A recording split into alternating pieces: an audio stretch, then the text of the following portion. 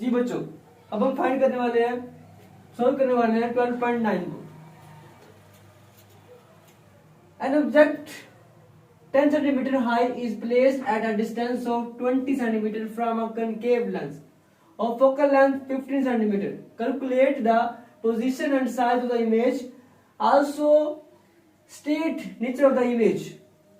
एक जिस्म जिसकी ऊंचाई 10 सेंटीमीटर है, कनकेव लेंस जिसकी फोकल लेंथ 15 सेंटीमीटर है, तो 20 सेंटीमीटर के फासले पर पड़ा है। इमेज की पोजीशन क्या होगी और इसकी मायत मालूम कीजिए।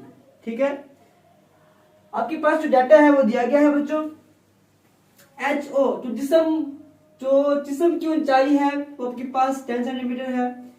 जिस्म का जो फासला P है अपना वो 20 सेंटीमीटर है अपना।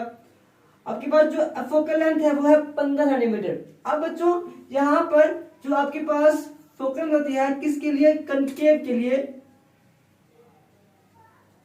कनकेव लेंस के लिए वो हमेशा नेगेटिव होती है। ठीक है, तो यहाँ पे हम इसको नेगेटिव लेंगे। सबसे पहले हम फाइंड करते हैं Q को। 1/f is equal to 1/p plus 1/q।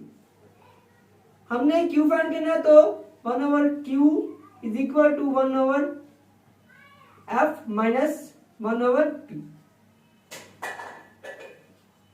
जैसे बच्चों आपके पास ये भी नेगेटिव होगा तो 1/-50 सेंटीमीटर, -1/20 सेंटीमीटर।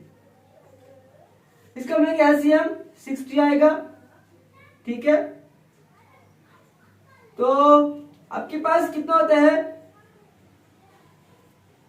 फिर आप करेंगे 4 माइनस 10 दिए 3। ठीक हो गया बच्चों? 4 माइनस 3। अब ये भी माइनस क्या है, ये भी माइनस क्या है, मतलब Q इज इक्वल टू -7/60। हमने Q फाइंड करना बच्चों, तो 60 ऊपर 7 नीचे, हम इसको डिवाइड करेंगे तो आपके पास जो इसका आंसर आएगा वो आपके पास आएगा 8.57 नेगेटिव आएगा। ठीक है बच्चों, अब हमने फाइंड करनी है हाइट को, HI फाइंड करनी है। ठीक है, इमेज की हाइट, इमेज की ऊंचाई मालूम करनी है। HI और HO is equal to Q/P। ठीक है बच्चों, अब जैसे हमने HI फाइंड करना तो Q/P और ये HO मल्टीप्लाई हो रहा है। ठीक है, यहाँ पे अपने वैल्यू पुट कर देंगे इसकी। Q आपके पास है 8.57 बटा P आपके पास क्या है बड़ा? P आपके पास है 20, HO कितना आपके पास 10।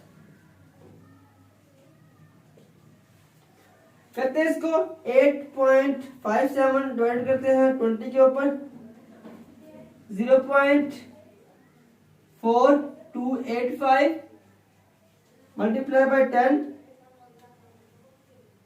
40.85 HI बच्चों।